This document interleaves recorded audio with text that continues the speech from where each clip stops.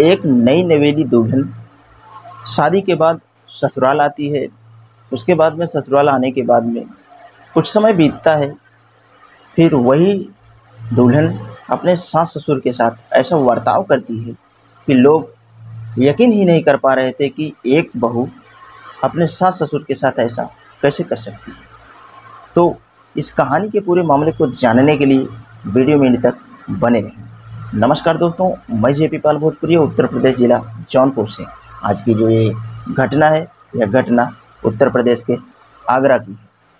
अब आगरा में ही रहने वाला विकास और उसकी मां सुषमा अकेले ही रहते थे। विकास एक प्राइवेट कंपनी में जॉब किया करता था, जिससे कि घर परिवार का खर्चा अच्छे से चल सके। अब ऐसे ही सिलसिला कुछ दिन तक चल रहा था। एक दिन विकास की मां सुषमा के पास उसके पड़ोस की आंटी आती हैं और वो कहती हैं कि विकास अच्छा खासा पढ़ाने लिखाने लगा है, तो क्यों ना इसकी शादी कर दिया जाए। सुषमा भी इस मौके का काफ़ी दिनों से इंतज़ार कर ही रही थी। वो भी चाहती थी कि इसकी शादी हो और मेरे घर पे बहू आए, खाना पीना बनाए, जो कि हमें करना पड़ता है वो खुद अपने हाथ में ले ले। अब सुषमा कहती है कि ठीक है, फ़ोटो वगैरह लेके आओ और बातचीत होगा तो आगे बढ़ेगा काम। उसके बाद अगले ही दिन पड़ोस की आंटी उसके पास उस लड़की की फ़ोटो लेकर जाती है। देखा जाता है फ़ोटो में तो लड़की काफ़ी अच्छी थी। अब बता रही थी कि यह लड़की जो है डॉक्टर है। अब जब डॉक्टर का नाम लिया जाता है तो ये लोग और खुश हो जाते हैं। उसके बाद में जब ये विकास को बताया जाता है तो वो भी खुश हो जाता है, तुरंत हाँ कर देता है। वह पहले से ही सोच रहा था कि हमें पढ़ी लिखी पत्नी की ज़रूरत है, क्योंकि आज के डिमांड में पढ़ा लिखा होना बहुत ज़रूरी है। ऐसे ही वो ढूंढ रहे थे और इन्हें मिल भी गया ऐसा। अब दोनों की तरफ से रिश्ता पक्का होता है, इन लोगों की शादी हो जाती है। उसके बाद में लड़की का नाम आलौकी था और शादी होने के बाद अपने ससुराल में आके लड़की रहने लगती है। आलौकी डॉक्टर तो थी ही, लेकिन प्रैक्टिस करना उसका बाकी था। अब विकास कहता है कि अगर प्रैक्टिस तुम्हें करना है तो तुम प्रैक्टिस कर सकती हो। अब आलौकी यह सुनकर काफ़ी खुश होती है और वह आगरा के एक जिला अस्पताल में प्रैक्टिस के लिए जाने लगती है। अब जिस हॉस्पिटल में जाती है, वहाँ काफ़ी दिन काम करने के बाद उसके दो मित्र बन जाते हैं, जिसमें से एक आयुष और दूसरा सोनू होता है। वो भी उसी हॉस्पिटल में प्रैक्टिस कर ही रहे थे।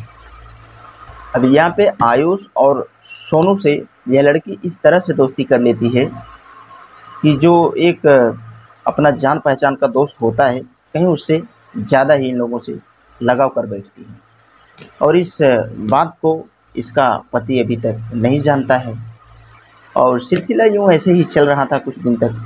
फिर एक दिन की बात है, मोहल्ले में इस तरह से हाहाकार होता है कि सबकी नज़रें जो होती है वो विकास के घर पे पड़ती हैं। और जैसे ही गांव वाले आते हैं, विकास के दरवाजे पे खड़े होते हैं तो दरवाज़ा खुला हुआ था। उसके बाद में कोई ढीठ आदमी था, वो थोड़ा आगे कदम बढ़ाने की कोशिश करता है। जैसे ही अंदर जाता है, देखता है विकास ज़मीन पे पड़ा हुआ है। उसके बाद में उसकी माँ जो है वो भी मरी पड़ी हुई है। और ये जैसे ही लोग देखते हैं तो लोगों को यकीन ही नहीं हो रहा था कि यह तीसरा आदमी कौन है जो इन लोगों के साथ ऐसा अन्याय किया है। उसके बाद तुरंत पुलिस स्टेशन फ़ोन लगाया जाता है। घटनास्थल पे पुलिस आती है और पूरे इस घटना की जांच करती है। लेकिन जांच करने के बाद जब इस केस का खुलासा होता है तो इसमें पुलिस वाले का शक जो है इसके बहू के ऊपर जाता है, क्योंकि ये दोनों माँ बेटे के अलावा घर में बहू ही थी। अब पुलिस उस घटना की पूरा खुलासा करने के लिए आसपास के लोगों से पूछना शुरू कर दी है। अब लोगों के कहने पे पुलिस को ये पता चलता है कि इसकी बहू भी थी, लेकिन उसकी यहाँ पे गैर मौजूदगी थी। माँ बाप यहाँ घर पे पड़े हुए हैं और वो घर से फरार है। अब पुलिस के सामने मेन एक्शन ये था कि उसके बहू को कैसे पकड़ा जाए। पुलिस वाले ढूंढने की तो कोशिश करते हैं, लेकिन उनको कहीं पे कुछ सुराग ही नहीं मिलता है। तो पुलिस वाले ने इसका फ़ोटो लेके सोशल मीडिया पे भी वायरल किया कि इसको जो पकड़ेगा उसे 50,000 रुपये का इनाम दिया जाएगा। पूरा डिटेल लिख के उस फ़ोटो को वायरल किया जाता है। उसके बाद में कई अखबारों में भी इसकी फ़ोटो छपवा के प्रसारित की जाती है, ताकि इसकी जो है पुष्टि हो सके, ताकि इसका खुलासा हो सके कि यह कहाँ पे है। और 50,000 का शर्त था। उसके बाद में कुछ दिन बीतता है और एक सुबह तकरीबन 5 बजे के आसपास उसी मोहल्ले के एक बुजुर्ग व्यक्ति विकास के घर के सामने से गुजर रहा था। अब वो देखते हैं कि दरवाज़ा खुला हुआ है, और जब अंदर जाके देखा जाता है, आलोकी बैठी हुई थी।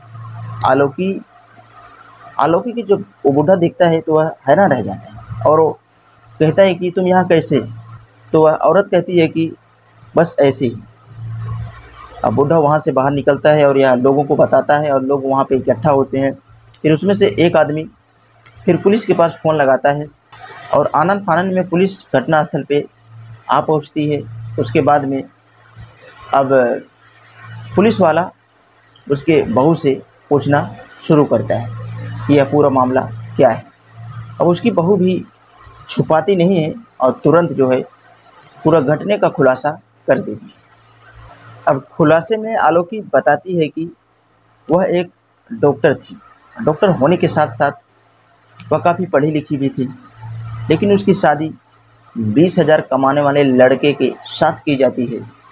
इस बात से उसे गुस्सा था, लेकिन उस परिवार में पहुंचने के बाद उसका जो गुस्सा था कुछ समय के लिए शांत हो जाता है।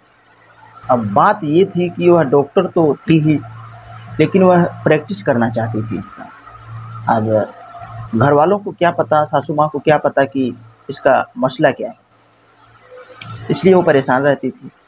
लेकिन घर वालों को जब पता चलता है, यह बताती है कि हमें प्रैक्टिस की ज़रूरत है, हमें किसी निजी हॉस्पिटल में जाने दीजिए प्रैक्टिस करने के लिए, तो उसकी सासू माँ जो होती है वह भी रेडी हो जाती है तुरंत। वो कहती है कि तो मेरी बहू है, अगर प्रैक्टिस करके यह डॉक्टर बन रही है, आगे जा रही है, तो हमारे लिए ही अच्छा होगा। उसके बाद में उसकी माँ और अपने आदमी से परमिशन लेती है, और वह नज़दीकी हॉस्पिटल में प्रैक्टिस करने के लिए जाने लगती है। और जैसे कुछ दिन बीतता है, अब एक से नहीं दो लोगों से यह प्यार करना शुरू करती है।